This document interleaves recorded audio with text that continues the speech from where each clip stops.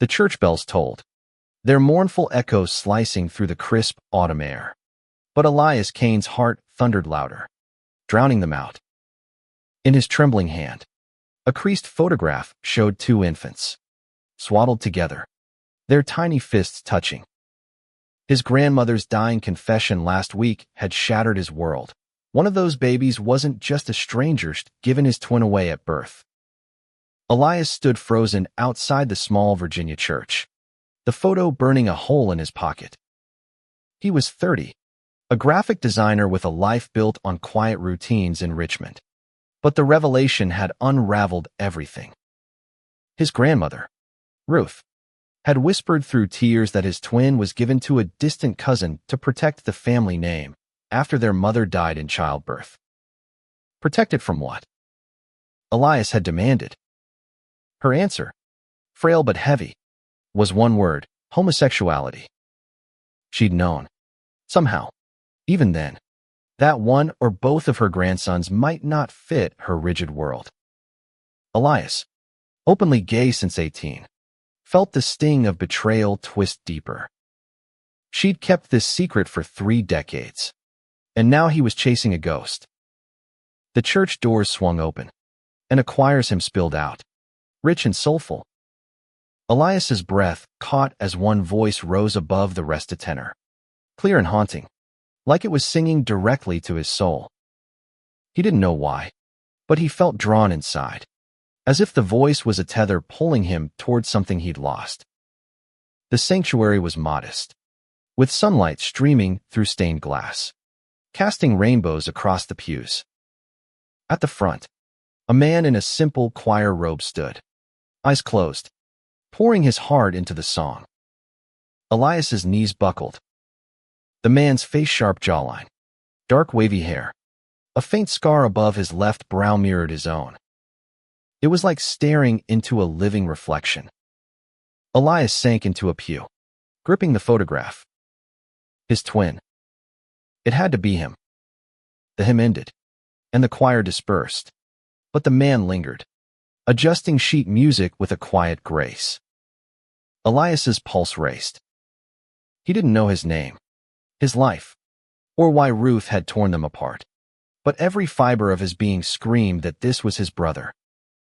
He stood, legs unsteady, and approached, the words catching in his throat.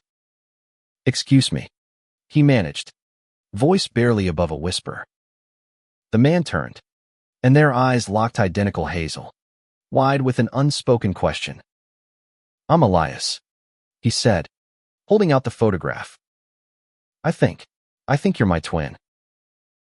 The man's face paled. He took the photo, fingers trembling, and stared at the 2 babies. "I'm Noah," he said finally, his voice the same tenor that had pierced Elias's heart. "I was adopted. No one ever told me I had a twin." His eyes flicked up, searching Elias's face, and in that moment, the world seemed to hold its breath. 30 years of separation, of secrets, of lives lived apart, collapsed into the space between them. Noah invited Elias to sit in the empty church, and they talked, words tumbling out like a dam breaking. Noah had grown up in a small town an hour away, raised by a kind but distant couple who never spoke of his birth family. He'd known he was adopted, but not why, and he'd always felt a piece of himself was missing. "I dream of someone out there," Noah said, his voice soft. "Someone who felt like me." Elias nodded, throat tight. He'd felt it to a hollow ache he could never name. As they spoke, Elias learned Noah was also gay, a truth he'd only recently embraced after years of hiding in a conservative community. The coincidence wasn't lost on either of them. Ruth's fear, her decision to split them, hadn't erased who they were. It had only delayed this moment. But questions lingered. Why had Ruth done it? What had she feared so deeply? And how could they rebuild a bond stolen at birth? By the time the sun dipped low, painting the church in amber, Elias felt a spark of hope. Noah was no stranger, was the missing half of his story. But their reunion was only the beginning. Somewhere in Ruth's past, in her choices, lay the truth of their separation, and Elias knew they'd have to face it together. As they stepped outside, the autumn wind swirling leaves around them, Noah smiled faintly. "I always sang to feel less alone," he said. "Maybe I was singing for you." Elias's heart swelled. For the first time in years, he didn't feel alone either. But the weight of 30 years lost pressed on him, and he wondered if they could ever reclaim what was taken, or if the truth would break them again. The next morning, Elias woke with Noah's voice still echoing in his mind, that haunting tenor weaving through his dreams. They'd exchanged numbers, promising to meet again, but the weight of their reunion sat heavy in Elias's chest. He sat at his kitchen table in Richmond, staring at a box of Ruth's belongings, letters, journals, photos that he'd avoided since her death. If answers existed, they were here. Elias opened the box, the scent of old paper and lavender hitting him like a memory. Ruth had been a stern woman, her love sharp-edged but fierce. He'd come out to her at 18, expecting rejection, but she'd hugged him tightly, whispering, "You're still mine." Why, then, had she given Noah away? The question gnawed as he sifted through faded letters. Most were mundane recipes, church bulletins, but one envelope, addressed to "my boys" in Ruth's elegant script, stopped him cold. Inside was a letter dated the day after their birth. "My heart breaks for what I've done," it began. Ruth wrote of their mother, Lila, a free-spirited artist who died giving birth. She'd been unmarried, a scandal in their small 1990s Virginia town. And Ruth, widowed and grieving, faced pressure from the church to fix the family's shame. A pastor had warned her that Lila's sins might pass to her sons, hinting at rumors of Lila's own fluid sexuality. Ruth, terrified of raising boys who might stray, gave one to a cousin in another town, believing it would protect them both. "I chose Noah," she wrote, "because he cried less, like he could bear it." Elias's hands shook. Ruth's fear, her shame, had torn them apart before they could even know each other. He wanted to hate her, but the letter's final line stopped him. "I pray one day you'll find each other. I was wrong, and I'll carry that to my grave." Tears blurred his vision. She'd known her mistake, but never fixed it. He called Noah, needing to share this. They met at a diner halfway between their towns, a quiet place with cracked vinyl booths and coffee that tasted like home. Noah read the letter, his face unreadable at first, then softening into something like grief. "She thought she was saving us," he said, voice low. "But she took everything." Elias nodded, their shared pain a fragile bridge between them. They spent hours talking, piecing together their lives. Noah had grown up in a strict household, his adoptive parents devout but cold. He'd known he was different by 12, but buried it, pouring his heart into music instead. Coming out at 28 had cost him friends, his church choir's respect, but he'd found peace singing in that small church where Elias found him. Elias shared his own story as art, his open life in Richmond, the boyfriends who never quite filled the void he hadn't understood until now. As they talked, Elias noticed small things, Noah's habit of tapping his fingers when nervous, the same as his own, the way they both laughed with a slight tilt of the head. It was like discovering himself in someone else. But the letter raised new questions. Who was this cousin? Why had no one ever reached out? Noah suggested they dig deeper, maybe visit the town where he'd grown up. "There's a house," Noah said, hesitating. "My adoptive parents' place. They passed years ago, but there might be something there." The idea felt daunting, but Elias agreed. They drove to Noah's childhood home the next day, a faded farmhouse outside Fredericksburg. The air was thick with memory as they stepped inside. dust motes dancing in the sunlight. Noah led Elias to a locked attic door, his hands trembling as he found an old key.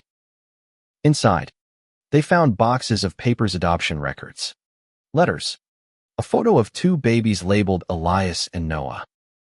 Elias's breath hitched. It was real. They'd been together once. Whole. But among the papers was something else, a letter from Ruth to Noah's adoptive mother, dated a year after the adoption. Keep him from his brother. It read. Their bond could ruin them both. Elias's stomach churned. What had Ruth feared so deeply? Noah's eyes darkened as he read it, his voice barely a whisper. She thought our love, whatever kind it was, would destroy us. They sat on the attic floor, surrounded by the ghosts of their past, and made a pact. They'd find the truth, no matter how painful. Ruth's choices had shaped their lives, but they wouldn't define their future. As they left the farmhouse, Elias felt Noah's hand brush his small, grounding touch. For the first time, he believed they could rewrite their story. The attic's revelations clung to Elias like damp fog as he and Noah drove back to Richmond. The letter's words, their bond could ruin them both, looped in his mind, sharp and accusing. Why had Ruth believed their connection was dangerous? The question fueled their resolve, but it also unearthed a quiet fear. What if the truth was uglier than they could bear? Back at Elias's apartment, they spread the attic's findings across his dining table, adoption papers, a few of Ruth's letters, and that haunting photo of them as infants. Noah traced the image with a finger, his expression soft but pained. We were so small, he murmured. How could anyone think we'd be trouble? Elias didn't have an answer, but the weight of their lost years pressed harder. The adoption records listed Noah's adoptive mother, Clara, as Ruth's cousin. Clara had died a decade ago, but the papers mentioned a lawyer in Fredericksburg who'd handled the adoption. Elias found the name Harold Vance, and a quick search showed he was still practicing, now in his 70s.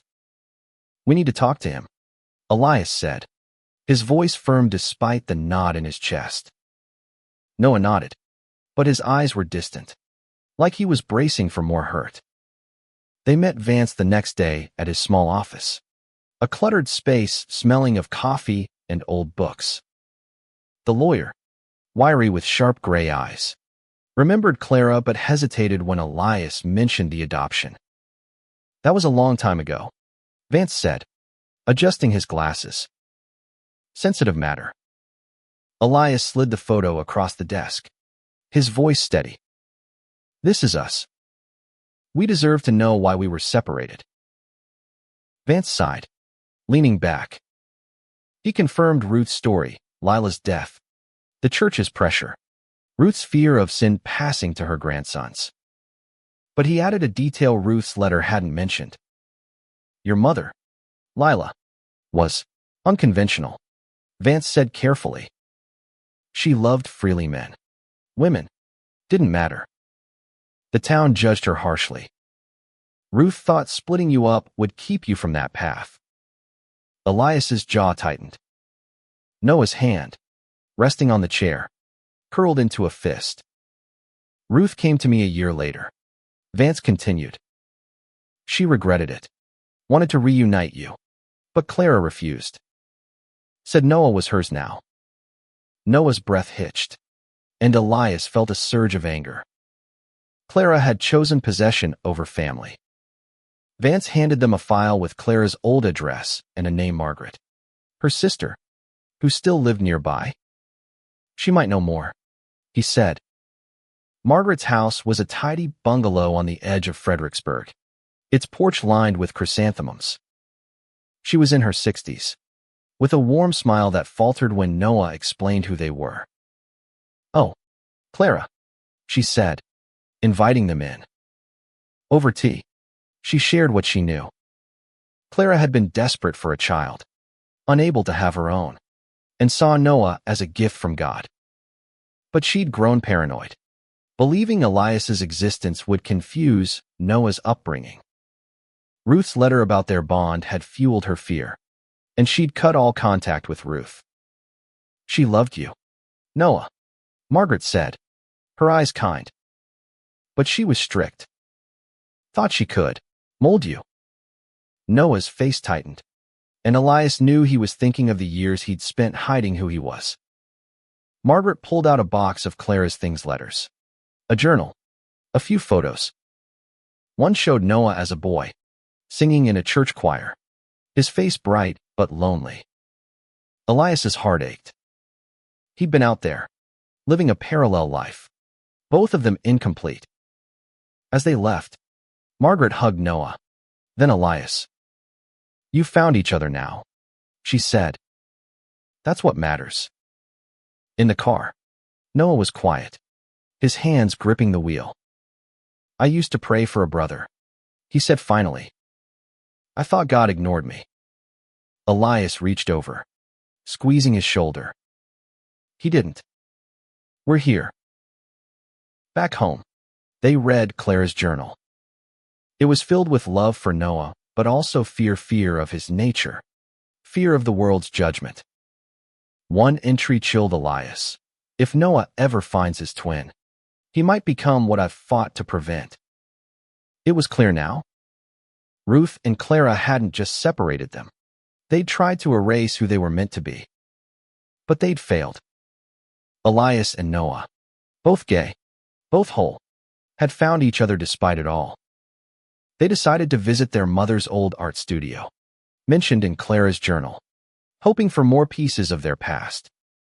As they planned, Elias felt a flicker of something new hope. Yes, but also love, the kind that grows from shared scars. Noah caught his eye and smiled. A small, real smile. They were twins, bound by more than blood, and no secret could break that now. The drive to Lila's old art studio took Elias and Noah through Virginia's rolling hills, where autumn painted the trees in fiery hues. The studio, a converted barn outside Richmond, was dilapidated, its red paint peeling like old skin. Elias's chest tightened as they approached, the weight of their mother's absence suddenly real. They'd been robbed of her, too, by Ruth's choices and the town's judgment. Inside, the air was musty, thick with dust and memories. Canvases leaned against walls, their colors faded but vibrant in spirit abstract swirls. Bold portraits, landscapes that felt alive. Lila's work. Noah ran his fingers over a painting of two children holding hands under a starry sky. "This feels like us," he whispered. Elias nodded, his throat too tight to speak. He could almost feel her here, a woman who'd loved without boundaries, punished for it by a world too small to understand. They found a sketchbook tucked under a pile of canvases, its pages yellowed but intact. Lila's handwriting filled it notes. Poems, dreams for her unborn sons. "I want them to be free," she'd written. "To love who they choose. To live without fear." Elias's eyes stung. She'd known they might be like her, and she'd wanted better for them. But Ruth had betrayed that wish, splitting them to save them from her legacy. Noah found a letter tucked in the sketchbook, addressed to my twins. It was unfinished, written in Lila's final days. "If you're reading this, you're together," it began.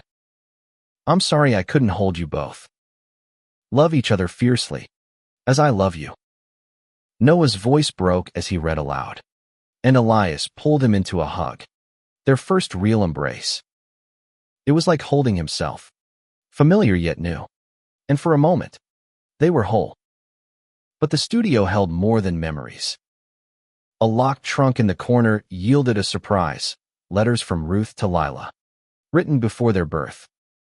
They revealed a fractured relationship, Ruth's disapproval of Lila's reckless life, her fear of scandal, her belief that separating the twins would cleanse the family. One line burned into Elias's mind: "I'll protect one, even if it means losing the other." Ruth had chosen Noah to give away, believing Elias, raised under her watch, could be shaped into something acceptable. Noah's face darkened as he read. "She thought she could fix us," he said, voice low with anger. "But we're not broken." Elias nodded, his own anger mixing with grief. They weren't just fighting Ruth's ghost, they were fighting a world that had tried to erase them. Lila's art, her words, felt like a rebellion against that erasure, a call to claim their truth. They spent hours in the studio, piecing together their mother's life. She'd been a dreamer, a fighter, loved by a small circle of artists who'd left notes pinned to the walls, calling her brave and radiant. But the town had shunned her, and Ruth had carried that shame into her choices. Elias and Noah vowed to honor Lila's memory, not Ruth's fear. They took the sketchbook and a small painting of vibrant abstract in blues and golds as keepsakes. As they left, the sun was setting, casting long shadows over the barn. Noah stopped, looking back. "I want to sing here one day," he said. "For her." Elias smiled, imagining Noah's voice filling the space, a tribute to the mother they'd never known. But the past wasn't done with them. A name in Lila's sketchbook, Pastor Ellis, the man who'd pressured Ruth, caught their eye. He was still alive, retired in a nearby town. If anyone knew the full truth, it was him. They drove in silence, the weight of their discoveries settling between them. Elias glanced at Noah, his profile sharp against the dusk, and felt a surge of protectiveness. They were twins, but they were also strangers, rebuilding a bond from ashes. Whatever Pastor Ellis revealed, Elias knew they'd face it together. As the stars began to peek through the sky, mirroring Lila's painting, he reached for Noah's hand. "We're free now," he said. Noah squeezed back, his eyes bright with unshed tears. "Yeah," he whispered. "We are." Pastor Ellis lived in a quiet retirement home on the outskirts of Charlottesville, a place that smelled of antiseptic and old hymnals. Elias and Noah sat across from him in a small visiting room, the old man's frail frame hunched in a wheelchair, his eyes sharp despite his age. Elias's stomach churned as he held Lila's sketchbook, the weight of their mother's dreams heavy in his hands. Noah's fingers tapped nervously, a mirror of Elias's own habit, as they asked about Ruth and the adoption. Ellis's face clouded at Lila's name. "She was trouble," he said, voice raspy but firm. "Talented, but wild. Loved in ways the church couldn't abide." He admitted to counseling Ruth after Lila's death, pushing her to protect her grandsons from their mother's sins. He'd suggested giving one away, believing twins raised together might amplify their tendencies. Elias's blood boiled. Tendencies. The word was a slap, reducing their identities to something shameful. Noah leaned forward, his voice steady but laced with anger. "You told her to split us up because you thought we'd be like her. Gay." Ellis flinched, his hands trembling. "I thought I was saving you," he muttered. The town was cruel. Ruth was grieving, scared. She listened. Elias gripped the armrest, fighting the urge to shout. This man, this church, had torn their family apart over fear of who they might become. But Ellis had more to share. He'd kept a file from those days, stored in the church archives, letters, notes, even a journal Ruth had left behind. He gave them the key to the archive room, his eyes heavy with something like regret. "I was wrong," he said quietly. "I see that now." Noah's jaw tightened, but he nodded, taking the key. Elias felt a flicker of pity for the old man, but it was drowned by the need for answers. The church archive was a dusty room filled with boxes and old ledgers. They found Ruth's journal quickly, its leather cover worn but intact. Her entries were a window into her torment, her love for Lila clashing with her faith, her fear of judgment, her belief that separating the twins would save them. One entry, written years later, broke Elias's heart. I see Elias growing. So like Lila, and I wonder if I've cursed Noah by giving him away. I pray they forgive me. Noah's eyes glistened as he read. She knew she hurt us, he said, voice thick. But she didn't fix it. Elias nodded, his own grief raw. Ruth had loved them, but her love had been twisted by fear and dogma. The journal mentioned a support group Lila had joined, a small circle of queer artists in Richmond who'd embraced her. The group still existed, now a community center. Maybe they'd known Lila best. They visited the center the next day, a vibrant space filled with art and laughter. A woman named June, in her 60s with a warm smile, remembered Lila vividly. She was a light, June said, showing them photos of Lila laughing at a gallery opening, her arm around a woman who'd been her partner. She talked about you too, even before you were born. Wanted you to grow up proud. June's eyes softened as she looked at them. You're her boys, aren't you? You've got her spirit. June shared stories of Lila's courage, her defiance of the town's judgment, her love for her unborn sons. She also had a box of Lila's thing sketches, letters, a necklace with 2 tiny charms, one for each twin. Elias held the necklace, its weight grounding him. Noah's fingers brushed his as they looked at it, and for a moment, they were just brothers, sharing a mother's love. But the center held one final surprise, a letter from Lila to Ruth, never sent, found among her things after her death. Mother, it read, I know you're scared, but my boys will be who they are. Don't let the world break them. Elias's chest ached. Lila had known Ruth's fears and fought them, even in her final days. Noah's voice was barely a whisper. She'd be proud of us. As they left, the necklace in Elias's pocket, they felt closer to Lila than ever. But the past still loomed. Ruth's choices, the church's influence, the years they'd lost. They decided to confront that past by returning to the church where they'd met, to sing, to heal, to reclaim their story. The road ahead was uncertain, but they had each other, and that was enough. The church where Noah sang was quiet when Elias and Noah returned, its stained glass windows glowing softly in the late afternoon light. They'd come to reclaim something, maybe peace, maybe their mother's spirit, maybe themselves. Noah carried his guitar, a gift from June, who'd said Lila used to play. Elias held the necklace with its twin charms, a tangible piece of their mother's love. Inside, the sanctuary felt different now, less like a place of judgment and more like a space they could redefine. Noah sat up at the front, tuning his guitar with a focus that steadied Elias's nerves. I want to sing for her, Noah said, his voice soft but certain. And for us. Elias nodded, sitting in the front pew, the necklace warm in his hand. He wasn't sure what he believed about the divine, but he felt something sacred in this moment. Noah began to sing, his tenor filling the room, a song he'd written after their reunion. The lyrics spoke of loss, of searching, of finding home in another's eyes.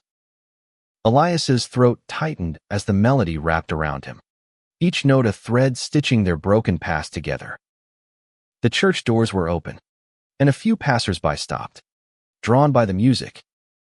A small crowd gathered, their faces soft with emotion, and Elias realized Noah's voice wasn't just for them, it was for anyone who'd ever felt lost.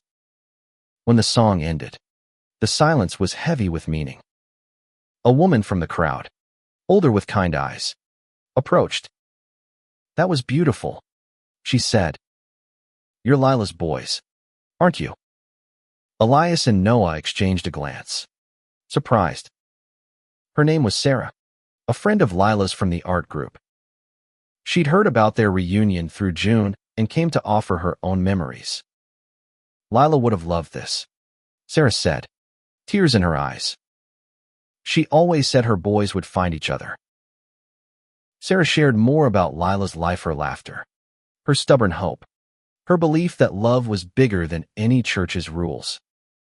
She also mentioned a memorial Lila's friends had planned, a quiet event to honor her art and spirit. You should come, Sarah said. It's next week, at the community center. Elias felt a spark of purpose. This could be their chance to celebrate their mother, to show the world who she'd been and who they were. The memorial planning consumed their days. Elias designed a poster, using one of Lila's paintings as the backdrop, its vibrant colors a testament to her life. Noah worked on a song, weaving their story into the lyrics. They met with June and other artists, who shared more of Lila's work: canvases, sketches, even a mural she'd painted on the community center's wall. Each piece felt like a conversation with her, a way to know the mother they'd lost. But the past wasn't done with them. A local pastor, a younger man who'd taken over from Ellis, contacted them after hearing about the memorial. He wanted to meet, claiming the church owed them an apology. Skeptical but curious, Elias and Noah agreed. At the meeting, Pastor James was earnest, his voice heavy with regret. The church hurt your family, he said. We can't undo that, but we want to make amends. He offered the church as a venue for part of the memorial, a gesture of reconciliation. Elias hesitated, memories of Ellis's words stinging, but Noah's hand on his arm steadied him. Maybe it's a chance to heal, Noah said later, as they walked through Richmond's streets. Not just for us, but for everyone. Elias agreed, though his heart was wary. They decided to hold a small service at the church before the community center event, a way to bridge their past and present. As the memorial approached, Elias and Noah grew closer, their bond deepening through shared grief and hope. They laughed over small things, matching quirks, shared tastes in music, and cried over the years they'd missed. One night, as they sat on Elias's balcony, Noah admitted, I was scared to find you. Scared you wouldn't want me. Elias's heart broke. I've always wanted you, he said. I just didn't know it. The night before the memorial, they hung Lila's paintings in the community center, the necklace split between them, one charm for each.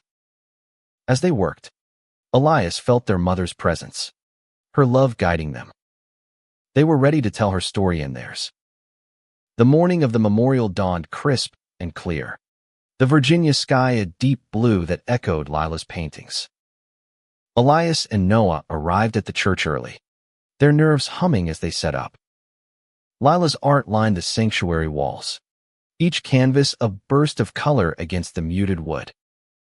Noah's guitar rested by the altar, ready for his performance. Elias adjusted a framed photo of their mother, her smile radiant, and felt a pang of pride. This was for her. The church service began with Pastor James's apology, his voice steady as he addressed the small crowd: Lila's old friends, community members, and a few curious locals. We failed Lila and her sons, he said. We let fear guide us instead of love.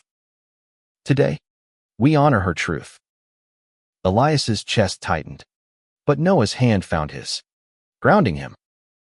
The gesture felt like a promise they'd face this together. Noah took the stage, his voice filling the church with a song he'd written for Lila. The lyrics wove their story: loss, separation, reunion into a tapestry of hope. Elias watched the crowd, their faces softening, some wiping tears. Sarah, June, and others from Lila's art group nodded along, their eyes bright with memory. When Noah finished, the applause was quiet but heartfelt, a shared acknowledgement of their mother's light. At the community center, the memorial became a celebration.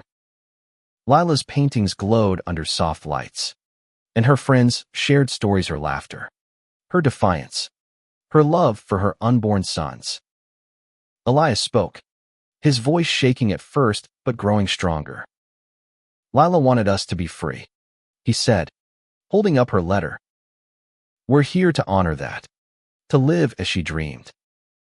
Noah stood beside him, the twin charms glinting on their necks, and added, she's with us now, in every step we take together. The crowd's response was overwhelming hugs, tears, promises to keep Lila's art alive. A young artist, inspired by their story, offered to start a scholarship in Lila's name for queer youth. Elias and Noah exchanged a glance, their hearts full. This was their mother's legacy, and they were part of it. But the day wasn't without tension. A few locals, remnants of the old church mindset, lingered outside, whispering about sin and shame. Elias overheard them, his anger flaring, but Noah pulled him back. They don't get to define us, he said firmly. Not anymore. Instead, they invited the critics inside, offering them a chance to see Lila's work, to hear her story.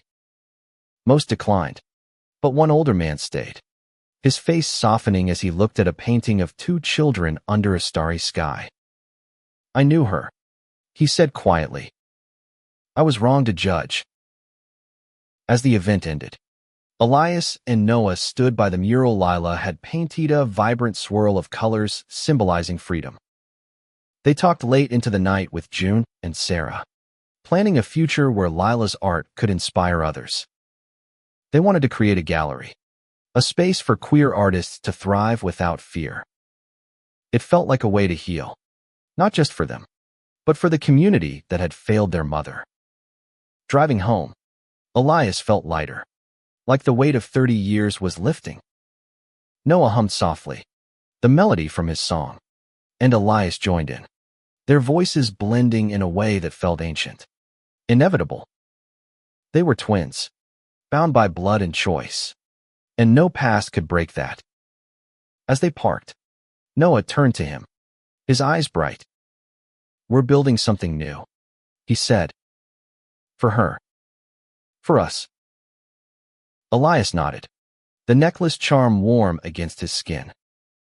They had each other, Lila's love, and a future they could shape. But one question lingered. How would they carry this forward? Not just for themselves, but for others still trapped by the same fears that had torn them apart.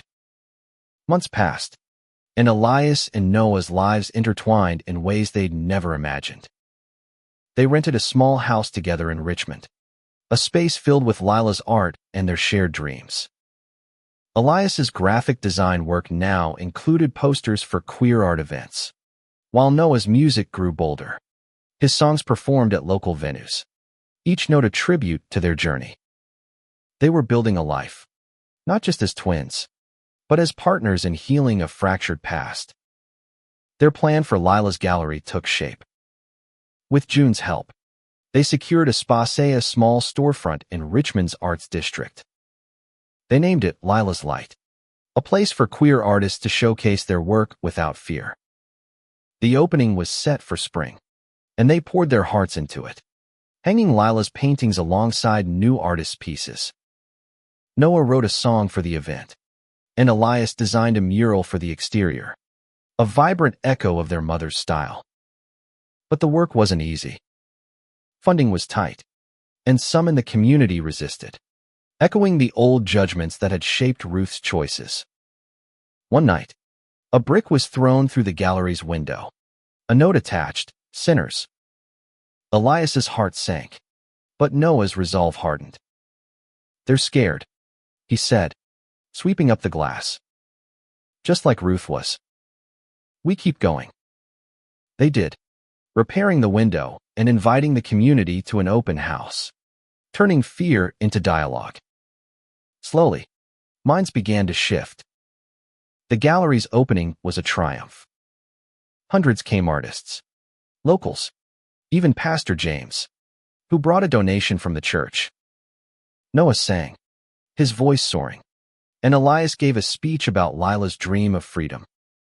The crowd included young queer kids, their eyes wide with hope, and Elias felt their mother's presence in their courage. One teen, inspired by their story, shared his own struggle with his family, and Noah hugged him, promising support. It was a moment that felt like closure, like a new beginning. As summer arrived, Elias and Noah took a trip to the coast, a chance to reflect.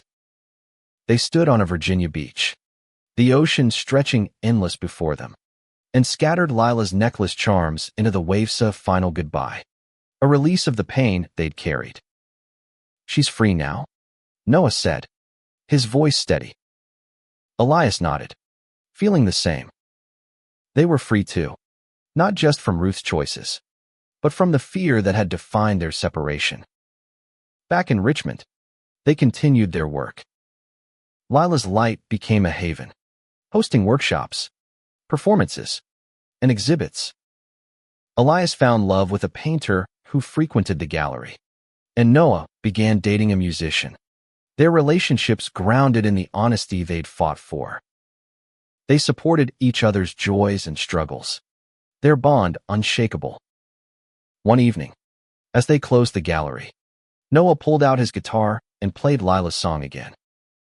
Elias joined in, their voices blending under the soft glow of the gallery lights. The music felt like a promise to keep fighting, to keep loving, to keep their mother's spirit alive. They'd lost 30 years, but they'd gained a future, one built on truth and resilience.